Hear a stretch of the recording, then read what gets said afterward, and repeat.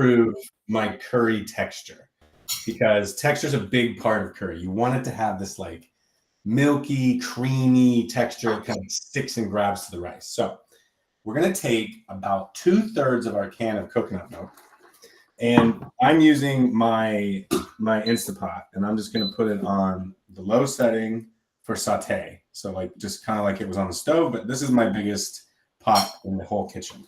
And then I'm going to take and just go ahead and pour in 2/3 of the can. Just like that. Okay. Now, the reason we're doing that is because we're going to reduce it.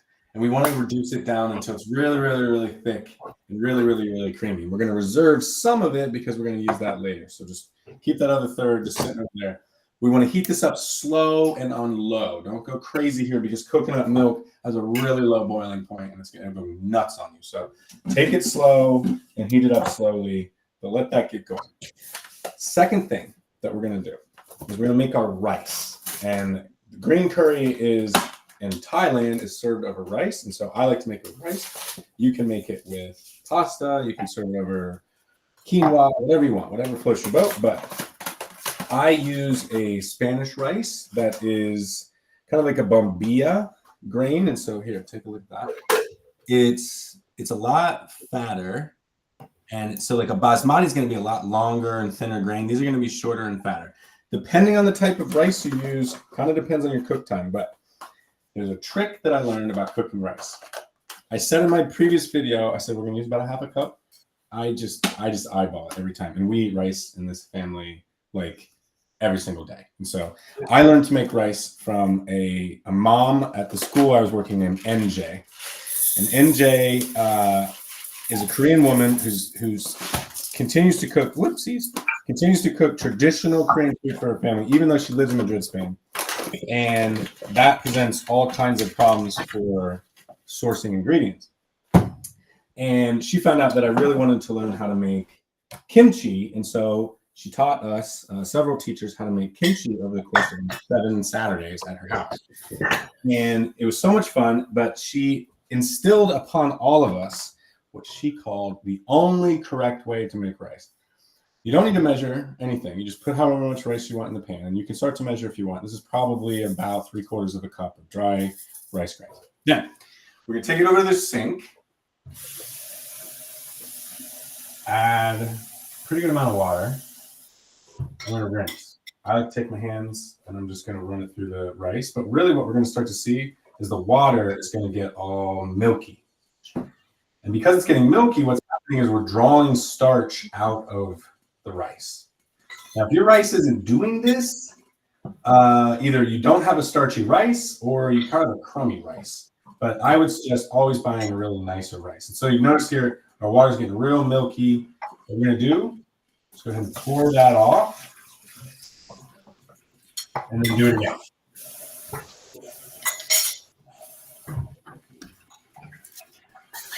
All right, and what I'm trying to do is get that water to be milky. And the more times you do this, the less milky the water is going to get. And that's kind of the point. But we're going to do it 3 times. We're going to need some starch in the rice. So I'm going to do this 1/3. Pour that off. Add a little more water.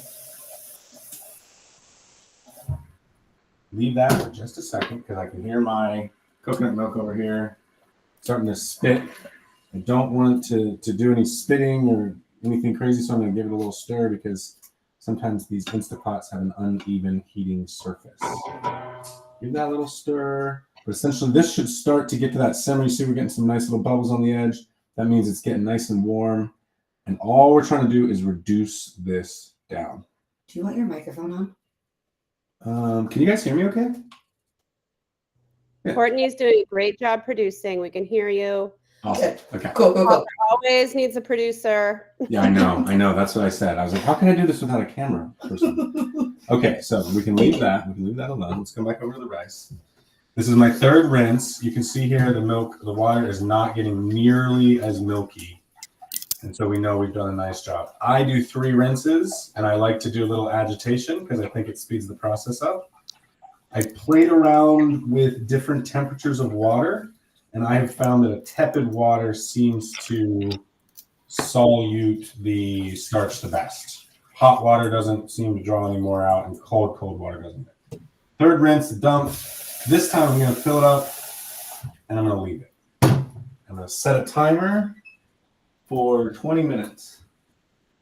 We're going to let the rice sit in the water and rest for 20 full minutes. That's why we have to do this at the very beginning of the process, because the rice technically takes longer to cook than anything else, because I really should soak it for like 30 or 40 minutes, and you put it on the stove, you bring it up, you fluff it, and then you want to let it set for like a whole nother 20 minutes. But anyway, we're going to speed that up a little bit. Okay, now let's come back over here.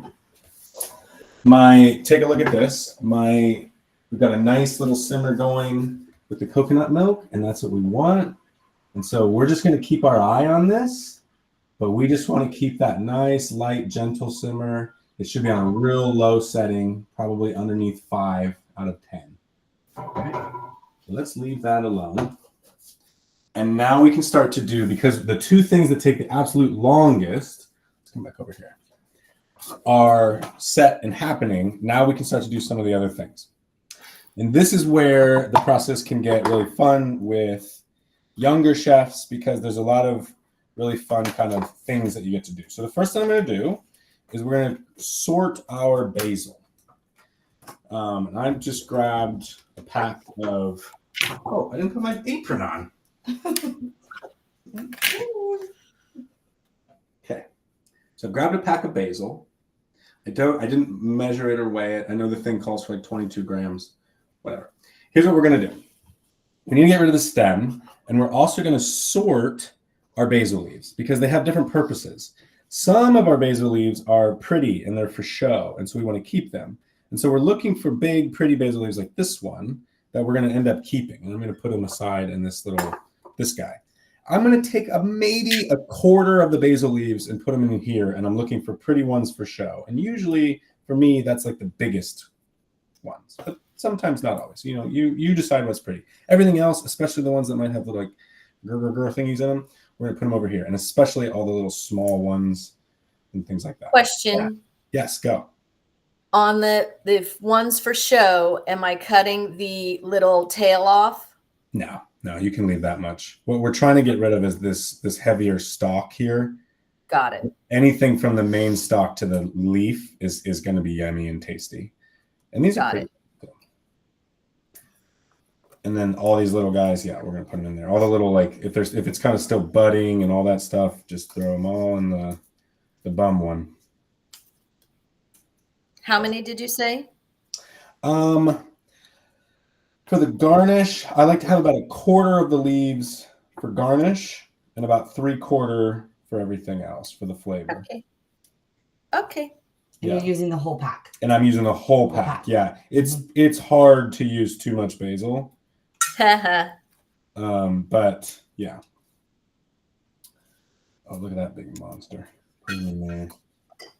Yeah, so like about that many, maybe a little more. I don't know. You kind of have fun with it. Got it. So I learned to cook curry in a small town in northern Thailand called Chiang Mai. It's a really fun city, and I spent about a week there. And I took a cooking class with a woman named Hun Ai, or just Ai. She likes to go by Ai. And she had a garden and a really beautiful, like, semi-outdoor kitchen. And she taught us to make a traditional curry from northern Thailand called khao soi. And khao soi is a red curry that has a lot of influence from Vietnam. So it's got like a lot of coriander and a lot of spices that you just wouldn't find in like southern Thailand. Thailand's like a really long country like Vietnam. And so the north can be wildly different than the south, both temporal and all of the things, right? And so here she is. Here's I did a scrapbook on her. This is her cooking in her kitchen. I cut it off of like some brochure, but she said this really cool thing when we were in her garden. She said, like an artist, you learn the technique, but then you make your own picture. Okay, and so we were in her garden and we were picking, like, this is the kaffir lime leaf that we use later. And I picked it right off her tree. So pretty. But she made such a good point. Curry is this kind of thing where you get to follow your heart when you're making it. And really, it's all about what you and your loved one wants in the curry. And so, you know, follow the rules a little bit, but like, you got to make it your own thing. So, yeah, we've got a pretty basil leaves. We can set those aside. We've got our ready to mash up basil leaves, and we set those aside. Now let's finish measuring stuff. I like to use weight because depending on the ingredient, you're going to get different volumetric measurements. For example, in Spain, I cannot find legit brown sugar, and so I use this like molassesy brown sugar. Well, the weight of it matters because a teaspoon of this and a teaspoon of something else is really different. So about 24 grams of your brown sugar and about 24 grams of fish sauce. Now, fabulous. I said by the way, hang on one sec. Yeah. My husband's in the background going, how is it? I'm like, fabulous. Yeah. It's amazing. So far. So far. I said in my video, follow your heart like you're in Yosemite. You got to follow your heart. Yeah. I said in my prep video that if you don't have fish sauce and you don't want to get fish sauce, that you could skip it. But upon reflection this morning, this is your acid and it's your salt.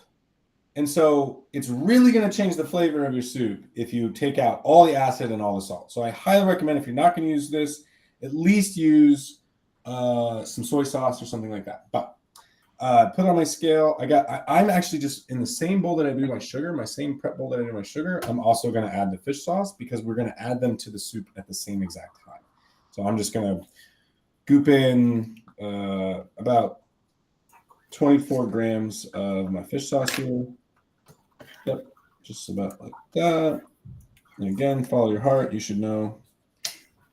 This is also a garnish, so something you can add at the end. So that's measured off. Good to go. I buy the can of julienned bamboo shoots. The recipe calls for 550 grams of these. I think that's way too many. So I usually use about the same amount of bamboo that I use with red pepper, and I usually cut up about 1/2 of a red pepper or so. But we'll do those here in just a second. We just want to get all of our measuring done first. I've also pre-measured off my chicken stock. I'm using homemade, but you can use just right out of the box, 250 milliliters. This doesn't seem like enough. Trust me, 1 can of liquid plus another can of liquid doesn't seem like enough, but trust me, it is. It really, really is. If you're reducing your coconut milk, go ahead and give it a check. Should start to see it thickening here. Mine is for sure thickening up. The smell is always, at this point, so amazing. But what you'll start to see is if you draw your spatula across, you kind of see the Red Sea parts or whatever, right? Like the slower that it comes back together, that's how you know you're getting a reduction here. So you can see mine, that's still way too fast.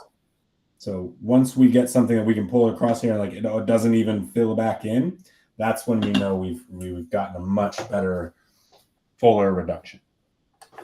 Okay, so we've got this going. I never hit start on the timer, so that's nice. So let's just do another well, how long have we been on the call? Yeah. Okay. Let's do some cutting. No, let's do this part.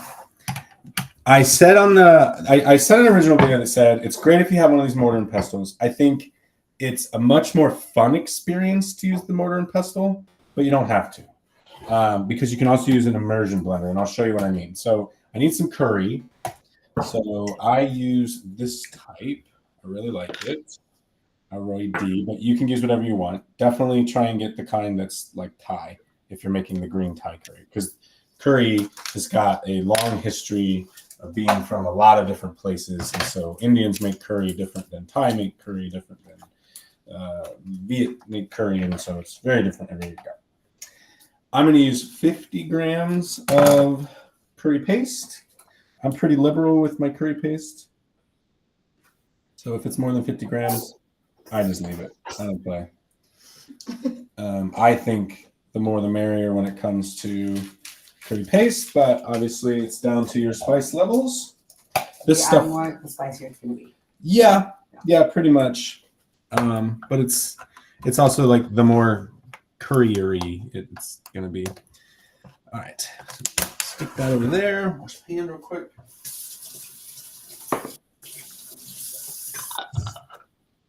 All right. So we've got 50 grams of curry paste.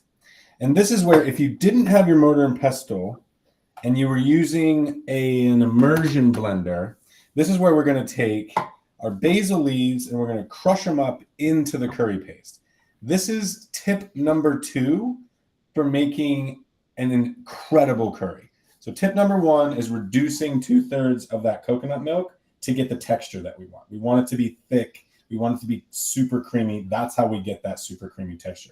Tip number 2 is that it's supposed to have a really strong basil flavor. And to get that basil flavor out, we're going to take 2/3, 3/4 of our basil leaves, and we're going to mash them together with this curry paste. Now, if you don't have this guy, what you're going to do is use that immersion blender cup that I mentioned before. You're going to put your basil leaves, the rest of your coconut milk, because you need some liquid in order to make your immersion blender work, and your 50 grams of curry paste all into the immersion blender and zzz that up, right? Preferably not a blender because they kind of need more volume to do the work. An immersion blender inside of like a little blender cup is really the best way to go here.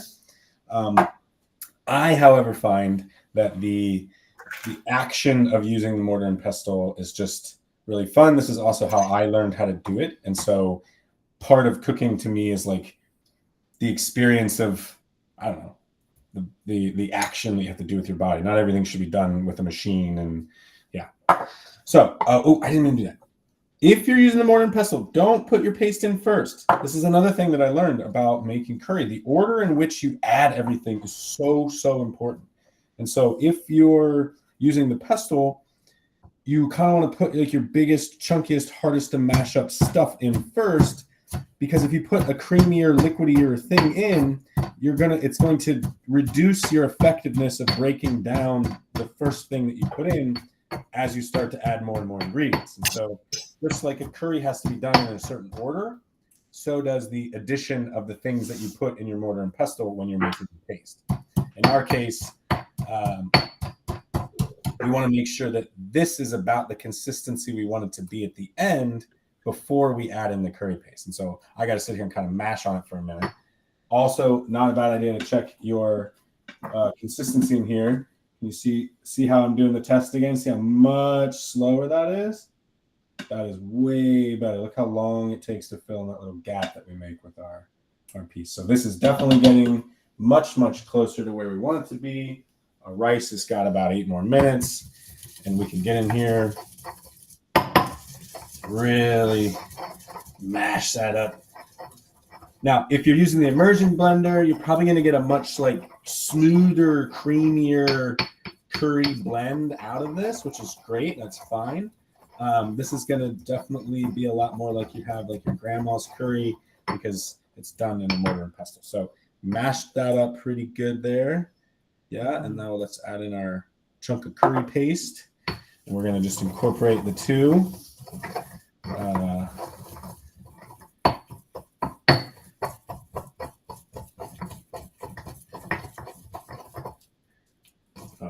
Oh, and if you could smell it, this is the part where you're like, wow, now I know what you mean. Like you're starting to smell the flavors that you would smell in your Thai grandma's kitchen as she's preparing these things as they're fresh coming out of her garden, or just the smells you're supposed to smell that don't come out of a package. If that makes any sense. So now we've got this really beautiful, it's a lot creamier and easier to manipulate.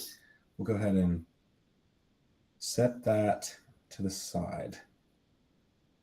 If you use the immersion blender, yours is going to be a lot creamier or like a lot milkier because you probably added that the coconut milk, that's no problem. But yeah, we want that to be good. I'm gonna grab a spoon here, darling. And for the ease of things, scoop that out of there. By mashing up your basil into most of your basil into the paste, you're also going to give the soup a much like brighter green color, which can be hard to accomplish with the store-bought curry paste because it's been sitting there a while. Like it's a lot of the enzymes and things are broken down that create those bright, vibrant colors. But since we took our fresh basil from this morning, we've got it all up in there. That's exactly what we want. So get this like beautiful paste. Oh, the smell is just intoxicating. Okay. Our reduction is reducing well. I keep mixing just so that I want an even reduction, but as you can tell from my swipes, it's definitely getting there. We pretty much want to get to the point when I do that, it just kind of stays. So we're going to really take this down to a serious reduction. And it's once we bring this all together, it really only takes about 10 minutes for the curry to finish. Basil's prepped, kaffir leaves are prepped, sugar and rice is prepped, curry's prepped. The only thing we need to do now is the chicken and our pepper. So we need to kind of move fast here because I got a lot of chicken to cut. So I'm going to cut the top and the bottom of my pepper off. And then I'm going to open this beauty up. We're going to get rid of that middle piece. Just kind of skinning this thing out as much as we can because we don't really want this white gook in here. So we're going to really like clean this thing up as much as we can. Here we go. Set those to the side. Come in here, really trying to get rid of that white stuff. Yeah. Oopsies. Okay. Now, because we make soup stocks all the time, all of this is not waste. This stays with us. This will go for breakfast tomorrow. This will be in our omelet. And then this will go into a soup stock. But I like to use my mortar and pestle now at this point because we're done with that. We can put that up there. So now we've got all these pieces. We want to julienne these and they're ready, already set. They've got a nice clean width. Remember, these should be like pretty because they're going to go in our soup. So I like to cut these nice and thin. Like that. Something like that. That's what you're looking for. Yep. And because we got a nice little prep roll, ready to roll. Fire those off. All right. So just bear with me. Let's get peppers cut. And we'll switch out our boards and we'll cut the chicken, which if you're paying attention, the chicken is our fat. That's why we wanted to get chicken thighs and not chicken breast. If you're cooking with chicken breast, your soup is going to lack sort of a base flavor that has that like chickeny flavor to it. And that's because the fat in the thighs are going to be the fat in the soup. Okay, so we've got our red peppers. Those are cut. Ready to go. That's about enough. Sometimes there's a little bit more. So those are good. Boom, boom, boom. And now I just need to get the chicken out of the fridge. Very quick. Okay. Then we're going to ditch the wood board. Bring in our ceramic board. Okay. Our chicken, I have the butcher. I buy the ones that are already deboned by the butcher. But this is chicken thighs. Because I said this is the fat in the soup, I'm not cleaning these up very much. There's no other fat in the soup. I'm not adding any olive oils. We're not frying anything. Otherwise speaking here, this is a pretty healthy soup. So what I'm doing is I'm just feeling these for bones. Just making sure that the butcher didn't miss anything or nick something with their very sharp knives. If you're getting pieces of fat that fall off, fine. You can ditch them if you want, whatever. Also, when I'm cutting my chicken thighs, I'm not, this is a soup, y'all. I'm not going crazy here. So I'm just finding pieces that are about that big. That's what I want. Because remember, this is down to like mouth texture. How do I want this to feel when it hits my mouth? I don't want to be chewing on a piece of chicken that's 4 times the size of everything else in my mouth, right? That's not what we want. You got asked a vegan option. Is there a vegan option for green chicken curry? I would say just. Ooh. Any suggestions? Well, you're going to need to replace the chicken flavor with something else. And you're going to need to replace the fat with something else. So you could probably.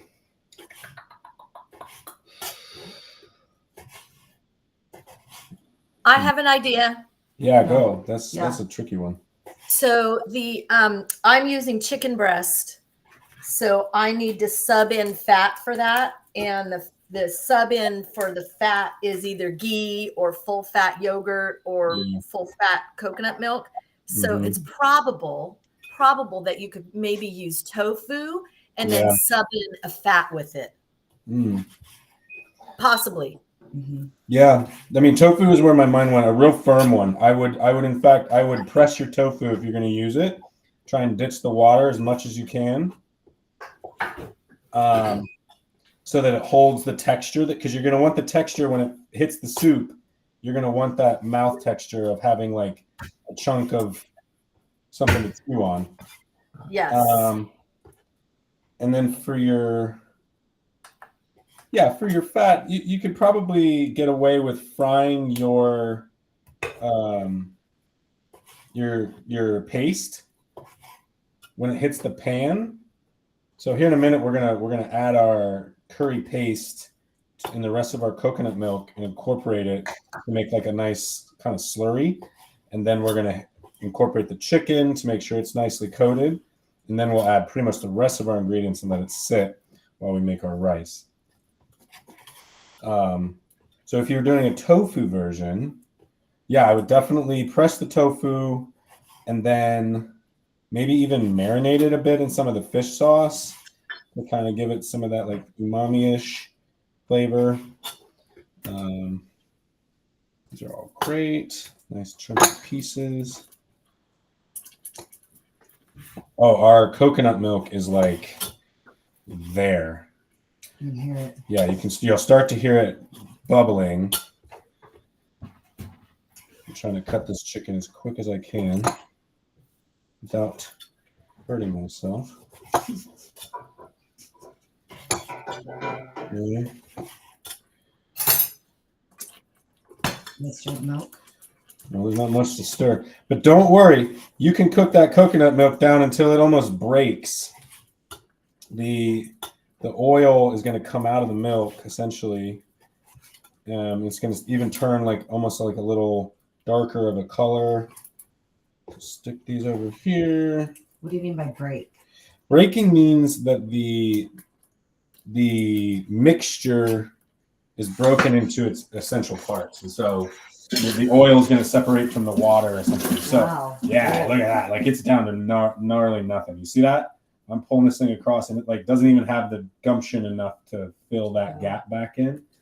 This is ready to go.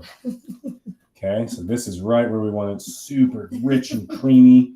Delicioso. All right, let's get clean hands, chefs. Since we've done cutting the chicken, our timer went off for the rice, so check this out.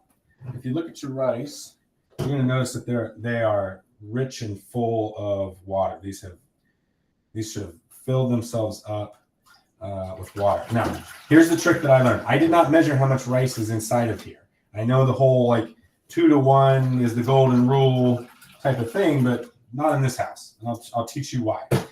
MJ taught me that if you're soaking your rice properly, then when you go to cook it, so I'm going to drain off that last soak water, right? And here's what I'm going to do.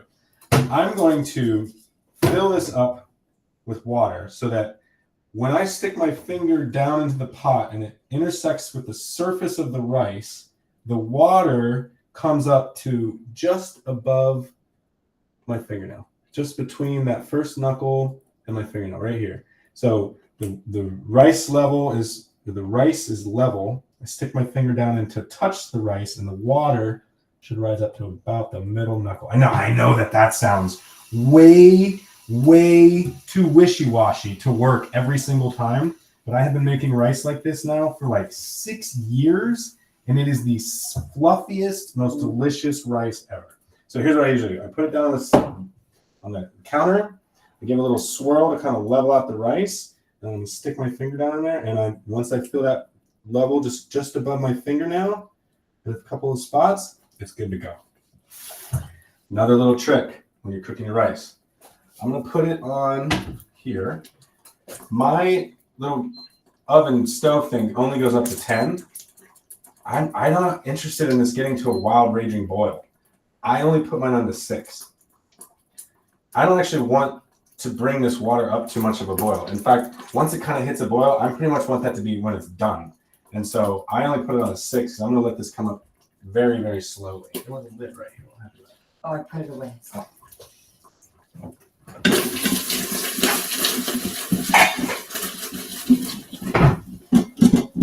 All right, chefs. Coconut is looking amazing. Now it's time to add in our paste. Okay, and this is where if you were doing the tofu version, you might add in a little bit of olive oil at this point, or if you've got your chicken breast, you might add a little olive oil at this point. But now what we want to do is we want to break that paste up with the milk that's in there, and we want to turn this into like one homogeneous mixture of curry paste and coconut milk reduced. And this is where your kitchen, the smell in your kitchen is just going to go over your head. It's going to be so amazing because you've got all that basil in there. You've got all that curry mixture in there, which is like 1,000 seasonings. You've got the coconut milk happening. Everything's getting really aromatic. You really are going for a homogeneous mixture here. It's okay if the coconut milk starts to bubble a little bit. We're kind of heating up all of those elements. We're kind of making this one flavor before we start to add all of the other goodies. Okay, so I'm not seeing any more chunks. It's looking real clean. Coming around the edges. That's looking ready to go. All right, next, we're gonna add our chicken. Okay, slide all that chicken down in there. Ditch the board. Now, I want to do the same thing. I want to coat all my chicken with the paste. The third trick that I learned when making curry is that the order of operations, the order you add ingredients is so important. You can't just throw everything in at the beginning and put it on simmer for 20 minutes and have it be done. The big mistake that I used to make is I used to put my red peppers in like all the way at the beginning, and then they just turned to mush by the end. You only put your red peppers in and there's like a minute left to go. It's crazy. Okay. So we've incorporated all of our paste and our chicken, and now it's time to turn up the heat. So we're going to go saute. I'm going to go high, right? And I definitely know I'm going to need this to be on for like 17 or 18 minutes because I'm about to add all of the rest of my ingredients in here, except for a few things. So fish sauce and sugar, that's going in. Yep. So we're bringing the heat up because we're adding cold ingredients into the pot, so we need to bring up the heat to not reduce the heat inside the pot. If you're adding ingredients, you need to increase your heat. So sugar, fish sauce. Definitely grab your chicken stock, put that in there. Okay, and we're gonna give that a little stir. Again, we want to incorporate everything. Yeah, nice rich green color, so pretty. And you can see here, you can see how you see the chunks of basil. That's because I didn't have that immersion blender. If you did the immersion blender, you might actually just see one delicious, creamy mixture here and not actually see those little chunky chunks because, you know, I had to use the mortar and pestle, and so it's just never going to be as creamy. I mean, maybe it would if I sat there for a longer period of time, but last little thing to go in is going to be this secret ingredient. These kaffir lime leaves, I'm telling you, are a must. And the smell, once you smell them, you're like, oh, that's quintessential. What we're going to do is we're going to fold it in half, and then I'm going to take from the stem side, I'm going to grab a hold of that, and I want to like de-spine my lime leaf. Okay, and then I should end up with two. And I'm going to take them and I'm going to do a little twist. It's kind of like mash. And that's going to start to release some of the flavors. I'm going to break some of those little fibers. Like just by twisting that, the smell is like 10 times as strong. Plop. Right? This is the equivalent of like a bay leaf in your soup stock. We're not to eat these. You're not to eat these. You're only using these for flavor. Breaking them up, tossing them in. I got lemongrass instead of those things. Also a good flavor. It's a little bit different of a flavor, but it's still good. There's likely lemongrass in your curry paste. Okay, now I'm incorporating. This should be pretty well incorporated at this point. It's heating up. All we want to do is bring this to a simmer. So I have it on high because we added a bunch of cold ingredients to a hot soup. So of course we're going to bring it up to high, but that's not where I'm going to leave it. I'm just leaving it there to get that temperature up quickly for me. Every good chef is going to do a little bit of alcohol. Get this out of here. All right. This needs 10 to 15 minutes. It's just until the chicken is cooked. And so depending on the size that you cut your chicken pieces will depend upon how long this takes. Oh, silly me. This is when, if you use the mortar and pestle, this is when you need to add the rest of your coconut milk as well. If you did the immersion blender version, you already have used the rest of your coconut milk. If you didn't, this is when you add your coconut milk. So we should pretty much have all the ingredients in the pot except for our basil, our bamboo shoots, and our red peppers. Those are pretty much all garnishes on the soup. This thing is ready to just let set and forget. Okay, so I've got these over here. Those are good. Let's grab a fig for a snack. Check on our rice. Oh, lid on there. That's funny. Sorry, I didn't. It's okay. Doesn't matter. Again, I don't like to just like jam my rice on high and let it go. So like you can see here, it's slowly coming up to heat. Rice is a slow thing. Just let it be slow. So as that starts to come closer to a boil, it'll get a lot closer to being cooked. We'll check back in on that. The soup is on getting close to simmer, and this is really your first downtime in the process. Could you sub in any other vegetables? If you wanted other vegetables, when would you add them? So if you can't find bamboo shoots, you can sub in zucchini. It works. It's very similar texture and very similar like cook time. Leona has, I think. Yep. Yeah. Yeah. Are you doing zucchini, Leona? Yeah. Okay. What was the other thing I bought to sub in when I couldn't find bamboo shoots? Was it carrots? You could do carrots. You could do carrots. This is the thing. Look, guys. You heard it from the mouth of I. Once you learn the techniques, once you learn that you crush your basil leaves with your curry right before you do it, or that you need to reduce your coconut milk, those are the techniques. The ingredients that you choose, follow your heart. Follow your heart right to the bowl and their spoon. Oh my gosh. Could you do other than chicken? Could you do turkey? Yeah, I imagine you could do a little turkey in there. Mm-hmm. I don't see why not. You can also, the curry paste you buy doesn't have to be in its final state. You can add other stuff to it and like make more pastiness to it. Curry paste is like onion and ginger roots and garlic. Like it's really just a bunch of spices mashed together with onions. Does anyone have any questions? Yes, lots, because I was super late. Okay, so what am I doing? Just give it to me like fast, because yeah.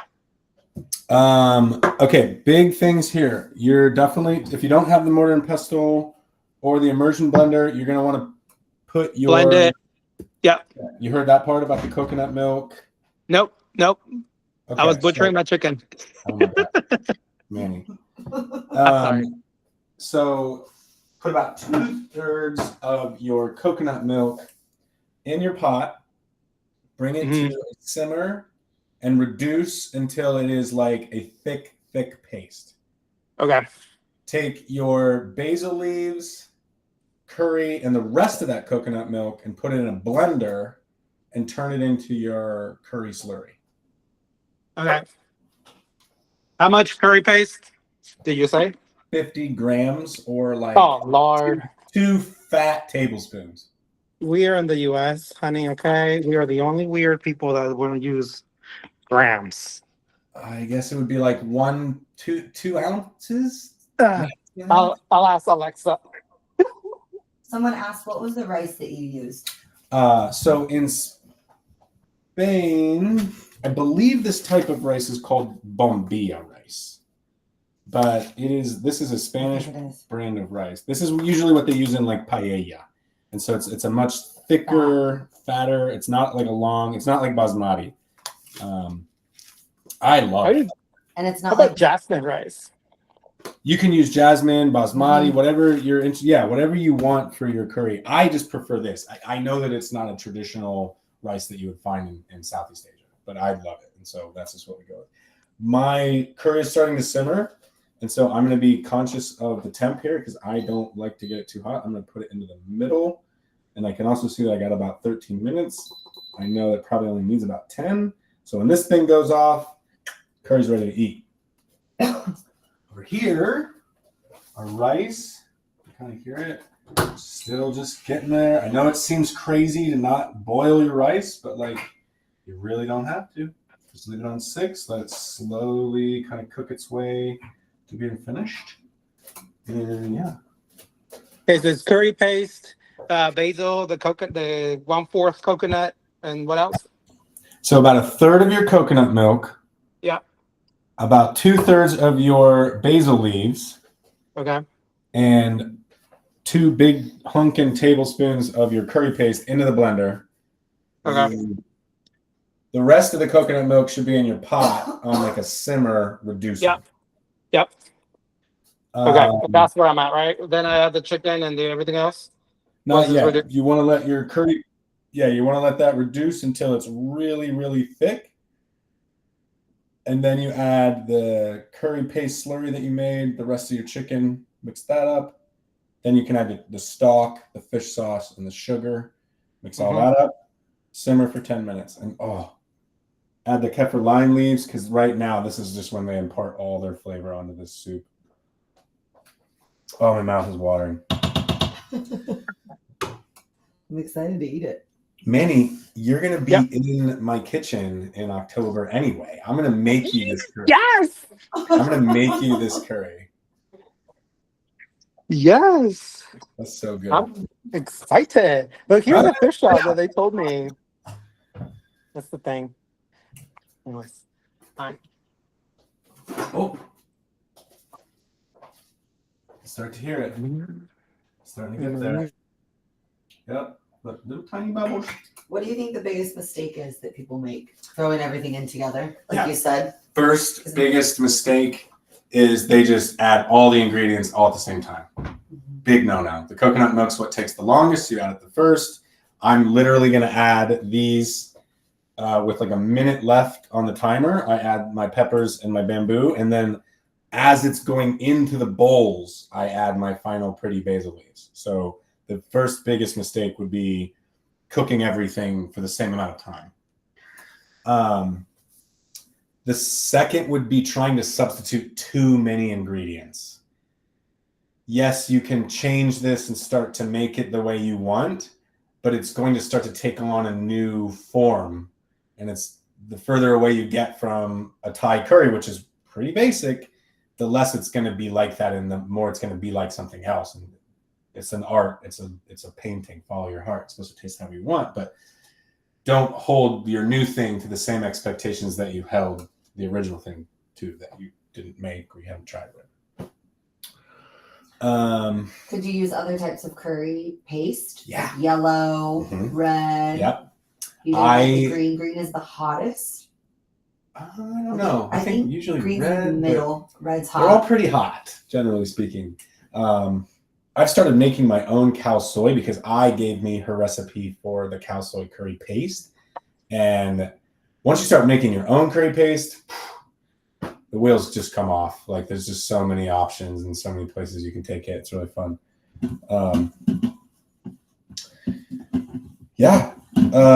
What else? But you'll use it the same way with the reducing the coconut milk. Is the paste is the only thing that changes? Every time I make a curry now, the technique that really, the first and most easiest thing to do is reducing your 2/3 of your coconut milk down to a paste. That is going to give you that rich, creamy texture. Second one is incorporating fresh ingredients into your curry paste the day you make it. I blend up all these basil leaves, but you could be using other fresh things to do that and have fun with that. The third piece is those lime leaves, that kaffir lime leaf. Just adds the quintessential Thai flavor. Now, if you're making a curry from somewhere else, then that lime leaf might not be as important to you. And then that fourth big piece is just the order of operations. Super important. How's my rice looking? Look at that.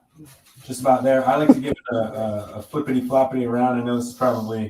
Then you turn it off? So yeah, once I stop seeing water on the surface, I'm going to actually just completely turn it off. And just like half a second here, I'm going to kill it. And that's because I have a electric stovetop. And an electric stovetop is going to continue to provide heat to my pot even after I turn it off. If I had a gas burner, I would not be doing that because as soon as you turn it off, you lose heat and dust. Yeah. So I would want to reduce at that point. I wish I had a gas burner. To what? Yeah, you just want to reduce and keep it real, real low. And then eventually what we're going to do is we're going to grab a fork because we want to fluff our rice. What's crazy is not all the kernels of rice in here are getting cooked at the same rate. Those bubbles that are coming up through the surface are creating these like little hot vents, and not every little piece in here is getting fully cooked the same amount. And you can see it if you pay close attention when you go in there to fluff it, you'll see some that look a little whiter or like not as puffed up. And so once it's done with the boil portion, it's not actually done. You still need to fluff it and then let it rest at least 5 or 10 minutes. And here's the beautiful part. If you're making rice and you want it fresh for dinner and you're following this method, you need to let it soak for 20, sometimes 40 minutes. The cook time takes 10, 15 minutes. But once you've pulled it off the heat, you fluffed it up and you put the lid back on it, you can let it sit there for like an hour and a half. And it's still a quality rice ready to serve. And so even if, like the first thing you should do before dinner that includes rice is make the rice, get it on a pot and just let it sit. Because a finished pot of rice that's cooked well and covered can seriously sit there and be ready to eat for like an hour, hour and a half. It's delicious. And so do that first, get it completely out of your way, and then worry about all the other cooking stuff. So check this out. You can start to see we've lost most of our water, right? You can actually see some of the kernels that didn't get cooked all the way. We've lost most of the water. Yeah, it's not coming out of there. So now I'm going to shut it off. Don't need the heat. And I'm going to fluff it.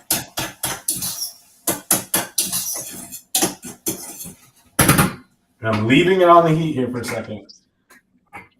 I've shut it off. All right. Okay. I think we're almost there. Let's check on our curry. Oh, yeah. The smell is amazing. And and the simmer is good. Like that's the amount of simmer. Smells delicious. Yeah, and let's check the time here. 3 minutes on the clock, so that's great. When this says 1 minute, I'm going to dump in these two because they don't need very much time to cook. And in some people garnish with the red peppers. Like they don't even let them cook at all, and you can like depends on how crunchy you want them. The bamboo is kind of already cooked, and this I'm not a massive fan of these, but they're pretty good. Yeah, I like them. Yeah, I like the ones that are like flatter and Yeah. Now, this curry is really designed to serve 4 bowls.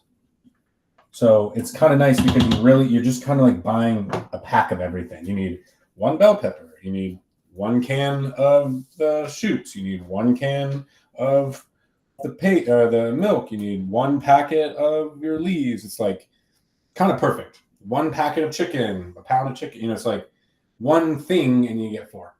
Could you double it? And then you could double it or triple it. I have not successfully made more than a double taste the same way. The amount of reduction that you need to do on the coconut milk becomes like almost unmanageable and things like that. I would say doubling it is about as big as I would go and otherwise I don't, I've never ventured into that realm. But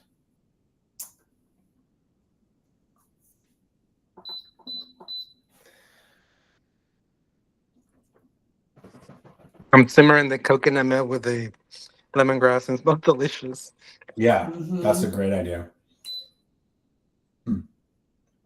It's not ready yet, but I'm late. I was working on the pergola thing that we're building. I thought it was at 11. What do you mean, where am I? It's not 30 minutes. No. Leona, how is it in your kitchen?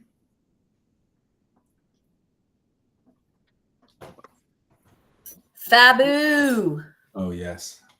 Smells delish. It's going well. Yes. The one thing that you impressed upon me is the order of adding ingredients. I am an incredibly impatient cook, and it's hard for me to slow it down, take the time, do it in the correct order. So having the reminder and then of course doing it with someone is great. So I've pushed myself to learn that over my lifetime, and this is just a good reminder. One of the things that hit for me was when I was watching a video where she was talking about the texture of curry. And I think oftentimes for me, texture isn't something that comes to mind when I'm eating a soup. But the crunchiness of some of the ingredients and the creaminess of things, like there is a correct texture to curry that I think we take for granted when we have a good one that we don't find. And really that order of operations is what creates the texture. It's knowing to put the coconut milk in way, way before and knowing not to put your crunchy ingredients in until the very, very end, which is right now. So just dump them in. Pa-pow, pa-pow. Mix it up. Our temperature on the Instapot is now cutting off because it's saying, oh, I'm done. Look, I'm going to beep 1,000 times for you. And so for me, the residual heat of this is all the more that I want to cook those ingredients. I'm just going to let it sit there for a minute or two. I'm going to let that just kind of set. And this is now where I'm like, okay, let's set the table, light the candles, put on a record. Let's get it ready. We've recently become a record. We've long since been buying candlesticks to create an ambiance for dinner, which is beautiful. But then our friend moved out of town and left us with a record player. And now we've been buying like Ike and Tina jazz and blues and rock albums from the 50s and 60s. Just makes dinner so much better. Chef's kiss. Let's check the rice, chefs. Oh, look at that. Look at how just fluffy that is. Oh, falling apart.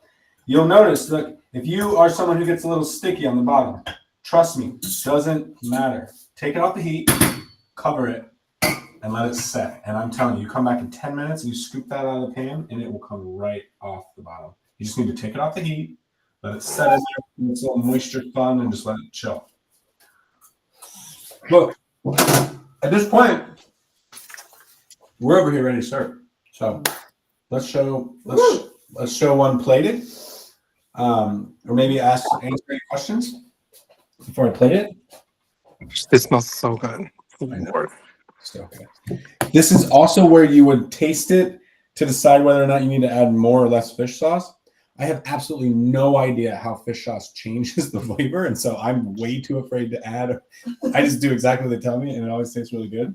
But if I were more confident with fish sauce flavoring, I would give it a decision.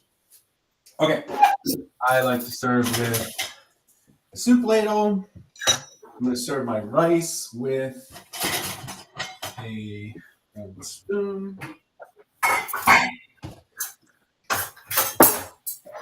So put my beautiful little chunks of rice in the middle. And then Is this too hot for the countertop?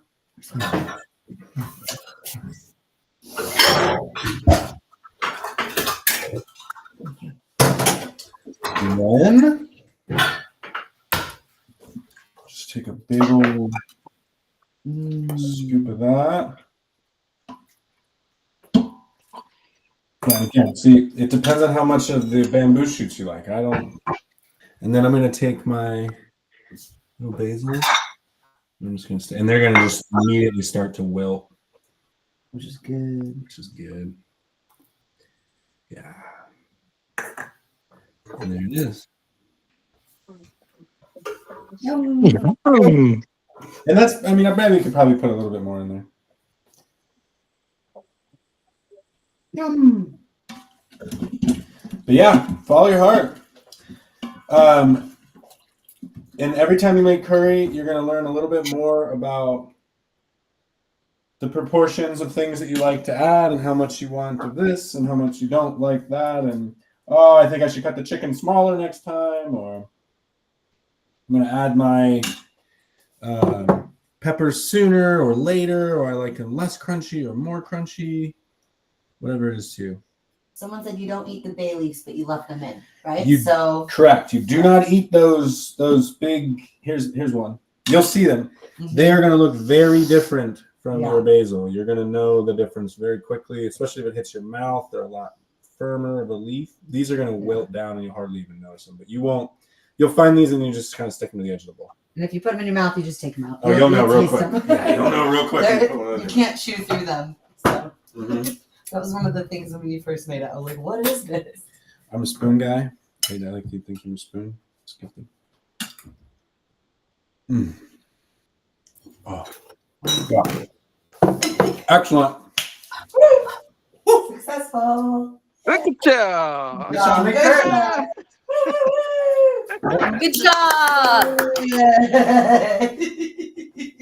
Awesome. Good job, man. Good teamwork. Yeah. What was this in it? How's it taste? Can't talk. Yeah,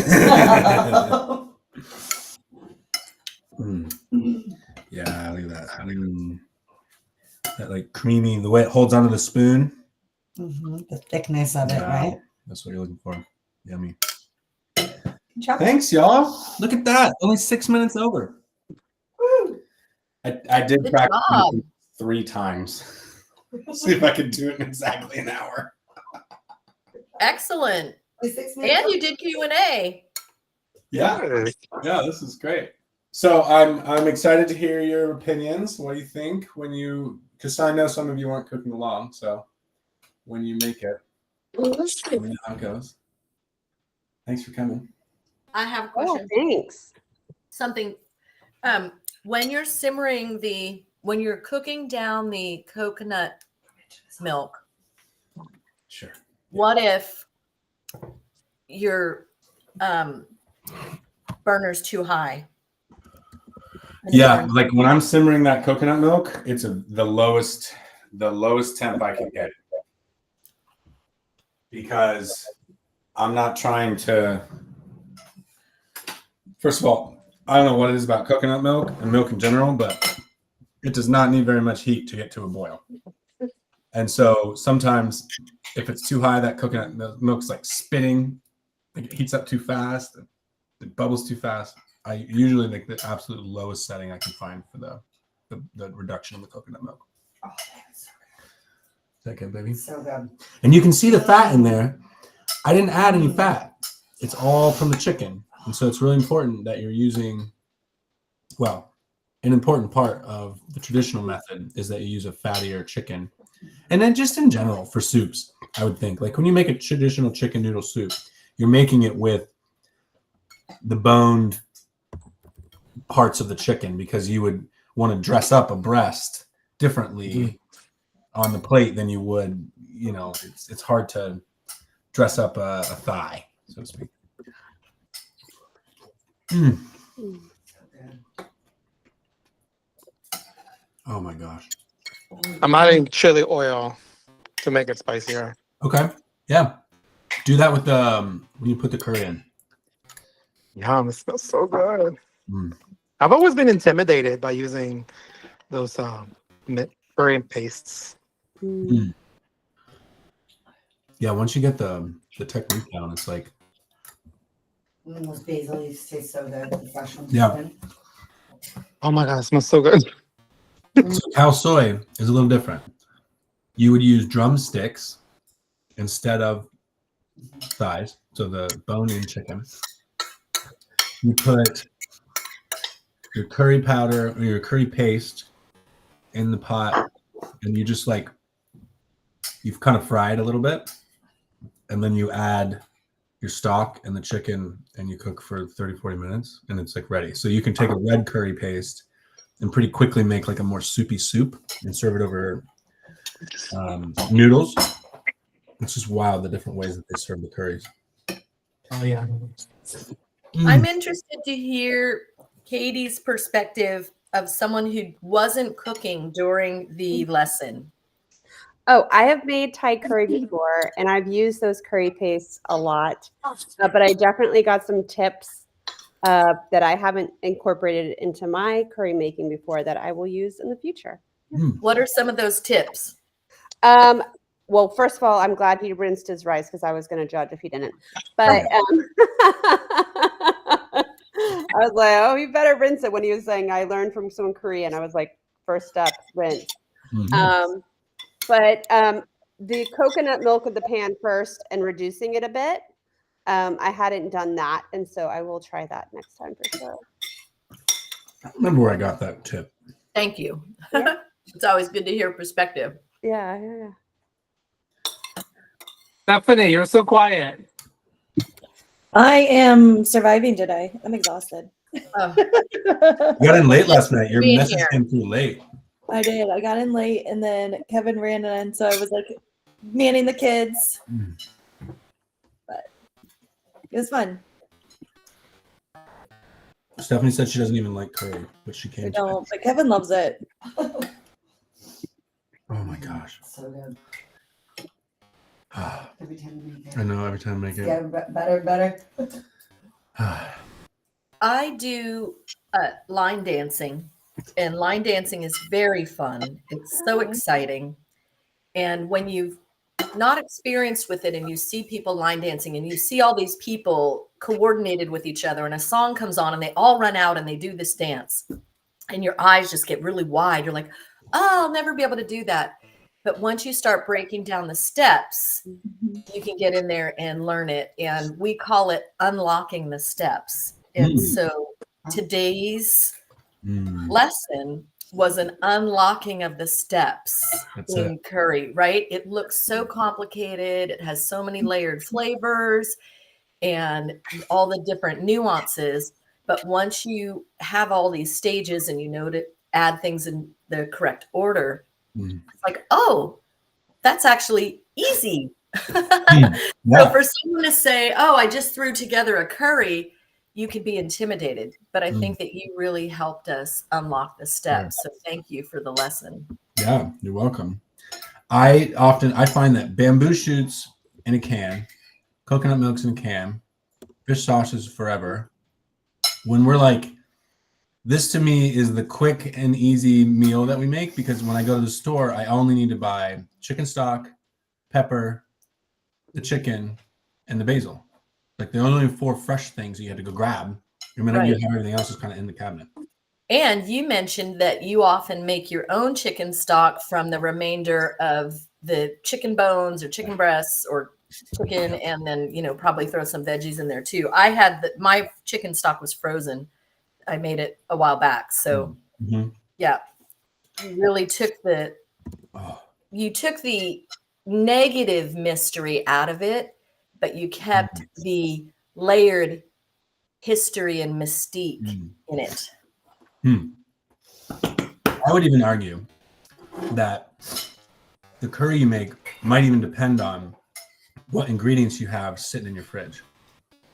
Like what part of the chicken do you have left? What animal do you have? What veggies do you have? Okay, well then pull out the yellow curry paste. Yep. Because I want to try around with like a beef, like a yellow paste with some beef or something. Like potatoes. And potatoes. Yeah, potatoes. You put them in a lot sooner though, right? I guess. Because they have to cook longer than like pepper. So maybe So I used carrots in the one that I made today. So I put my carrots in 2 minutes before I put the peppers and zucchini in. That sounds about right. Especially if they were julienned really thin. Correct. Oh, and this is also like when I was a kid. For me, I would get a bowl of cereal, and then you get to the end, and you have the cereal milk. So you have to get more cereal to use up the milk. Otherwise, you're just literally wasting the best flavor milk in the world. Right. This is the same for me. I get to the bottom of the dish, and I'm like, well, there's still curry in there. So I have to go get another scoop of rice. That fresh rice to just soak it all up. Oh, it's deadly. Your nose starts to run because it's hot. Will you look up at the camera, David, and smile for me? And Courtney. Yay. I would like to take a screenshot. Is that all right with everybody? Yeah. Yes. All right. Manny, would you be willing to give us a smile? Of course. Yay. I think I got it. Perfect. Yay. Thank you for taking one. Thank you. And I'll send that to Dave if you'd like to have it. Yeah, I do. I've been looking forward to this for like a month or more. So wonderful. He got all teary-eyed when he was thinking about it. He's like, I'm just so excited to host this class. He loves to cook. I'm very, very lucky. Yeah. He cooks a lot. And he teaches me a lot in the kitchen. So I'm very grateful. That's lovely. She likes to learn. Yeah. I do. My birthday was last month in the beginning of August. And my hubby said, what would you like to do for your birthday?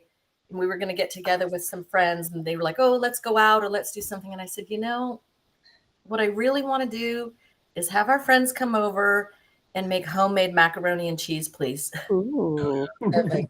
I love that. So I've been asking the universe to bring cooking with friends more into my life. And then we got this invitation from you. Yeah. Love that. I love that. We just hosted a friend of mine who was leaving. We did a little pasta making class with him last week, and it was like it was really fun. Garniganellis or whatever they were. Been really into pasta, rolling pasta out. Oh, really so good. good. Italy fanatics over here. So all right, everyone. Here? We have to go prepare for a birthday party. I love you all so much. Thank you for coming. Thank you for coming. Thank you. Enjoy soup when it's ready. Bye. All right. Bye. Bye. See you really soon.